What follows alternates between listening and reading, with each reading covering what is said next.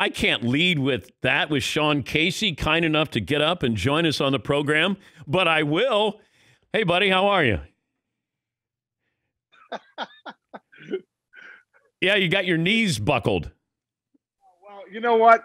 It's so great. I mean, it's not great. It's just what an experience. It's my last year with the Red Sox. We're in Vero Beach, right? And it's like the sixth inning. I'm trying to get some work in. It's probably going to be my last at bat. And I look out on the mound. It's like number 98. Just this big dude, looks like a young kid, And I'd say to Dave Magadan, I was like, "Who is this guy? You got anything on him?" He's like, "Nah, I don't know, man. It's like some rookie they just brought up to get some innings in." I'm like, "All right." So I go to Tito. I'm like, "Hey, Tito." I'm like, "Seen this guy before?" He's like, "Some rookie they brought up off the backfield." So I'm like, "All right, that's cool." So I go up there. I'm leading off the inning, and I see a couple pitches, lining them up. Danny, I get in there first pitch. Boom, I'm ready to go. Bam! 98 outside corner. I'm like, what? And I look over. I swear, I step out, and I'm kind of like, is this a joke? Is this a joke on me? I'm looking around. I look over at Joe Torre, who's the manager of the Dodgers at the time, Larry Bow. They're just like, oh, they're giggling around like, oh, man, they know something I don't know. So I get back in, deep breath. I'm like, come on, I'm a 12-year vet. I'm going to dominate here. Next pitch, wham! Just one of the most unbelievable hammers I've ever seen. It's coming at my face, and I'm just like, start buckling, right? Bam, strike two. I'm like, oh, my gosh. I'm like, this is unbelievable. And now Torre and those guys are crying, laughing. Next pitch, he paints it outside black. I mean, it was like 97, bam! And I look back, and the umpire calls it a ball. I'm like, oh, man, that's like a veteran move. Like, he doesn't know who this guy is either, but we've never seen stuff like this. So I look back, I'm like, thank you. Next pitch, I mean, literally, I thought it was going to hit me, curveball, boom, strike three. I mean, just Tony's frozen pizzas, like, don't know what to do, just right here. I'm out, right? And I walk back, and I said to Francona, I go, "You don't know who this guy is?" Goes, and Tito goes, "I don't know, but I'm just glad I'm not you." You called that the nastiest pitch you ever faced, that curveball that he threw you back then. I swear, all those years in the big leagues, facing different guys. I mean, Zito had a good curveball, but I'd never seen 97 like darted down and then a hook like that. And it was like he threw it up in this spin. And it was scary. I thought it was going to hit me. And I turned into a 4-year-old kid, like, oh, mommy, it was unbelievable. And man, he made me look like, and then he got called up later in that year. And I was like, that's the guy. I was like, that's the guy I faced. That's the guy I faced. And then when he started dominating, I was like, yes, he's dominating everybody. Did you ever talk to Kershaw about that at bat?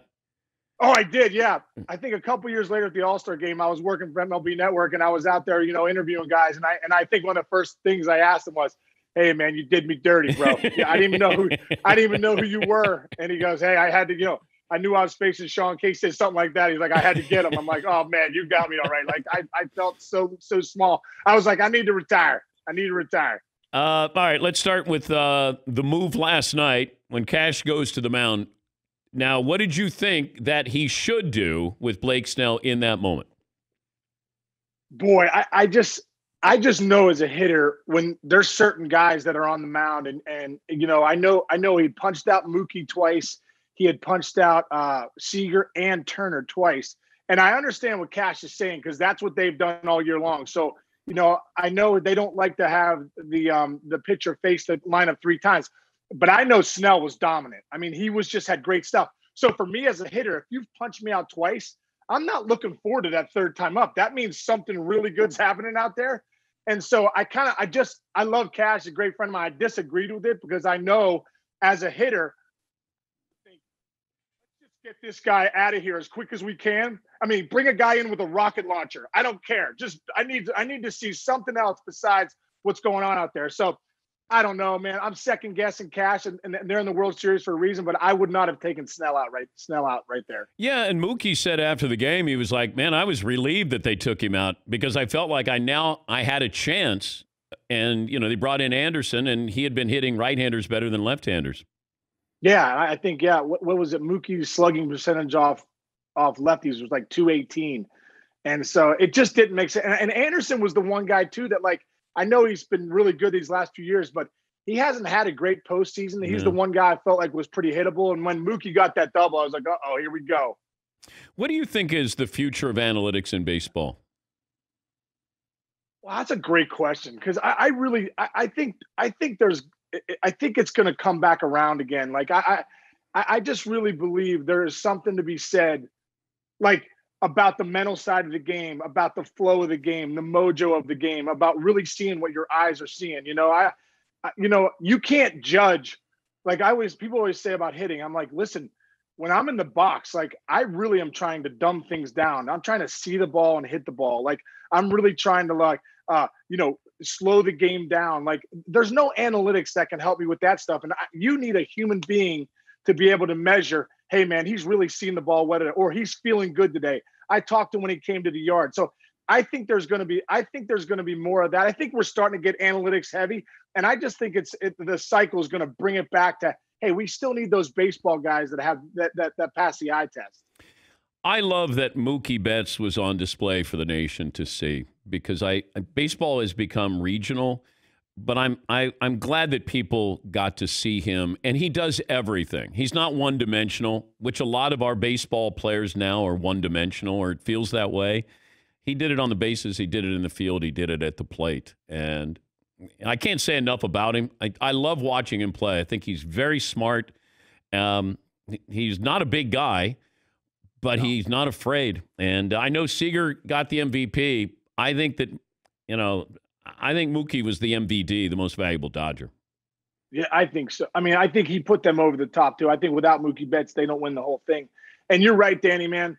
When you watch him play, it's everything you'd want to bring your son to watch. Like, hey, watch this guy hit. Then when he gets on base, it's like, okay, now you're a base runner. He does everything, the way he cuts the corners, the way he gets jumps.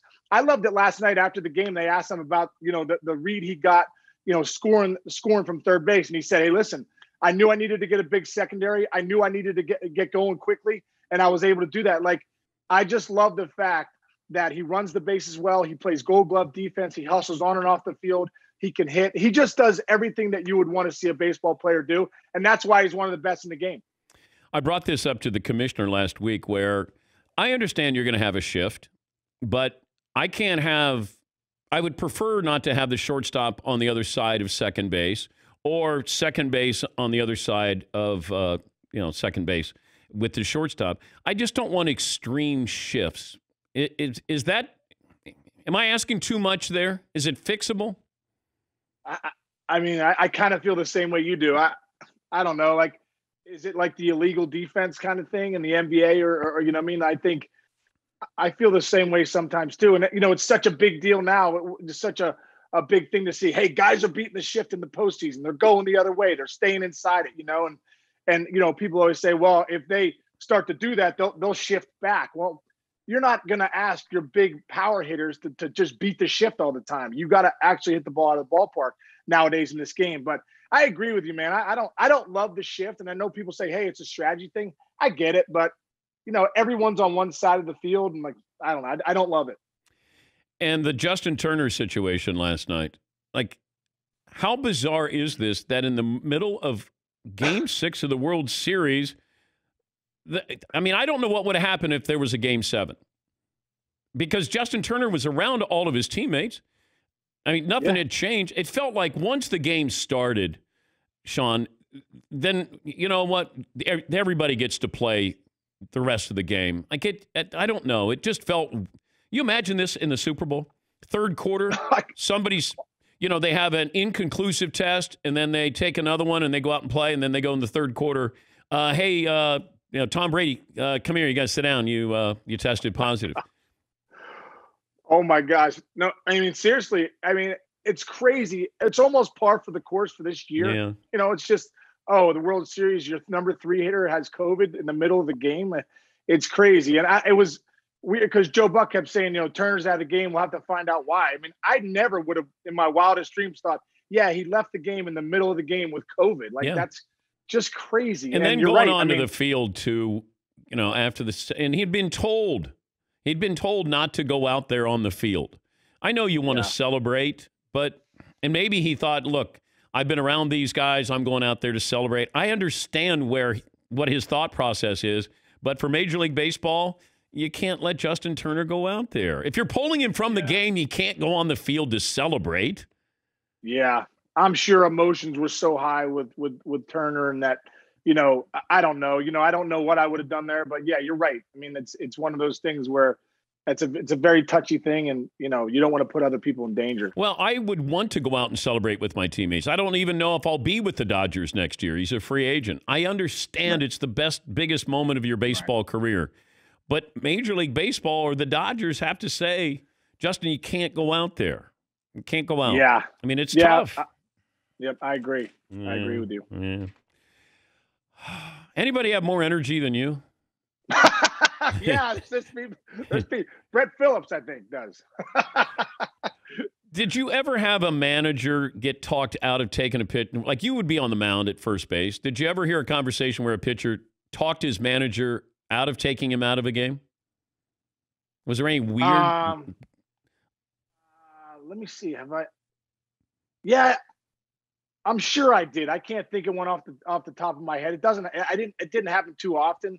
I mean, there might have been one or two times, but I'm sure I did. But I love it. I love it when you're able to have that conversation. If the manager comes out and the pitcher says, "No, I'm not coming out of this game," and I don't know if that happens the way it did back in the day, Danny, but I've seen it a couple times.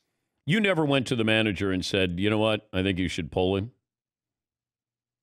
No, I never did. Okay. Never did. I kind of relied on the manager to just do that. I remember Dave Miley one time came out to the mound, and he was like, we were meeting at the mound, and he hadn't got anybody. He's like about to get the lefty. He looked at me. He was like, "Hey, Case, I got to go with the lefty right here." I'm like, "I don't know. I just played first base. That's your decision. I don't know. Get the lefty, the righty, whoever you think. Just do it." Did a pitcher ever ask the manager to have you pulled from the game?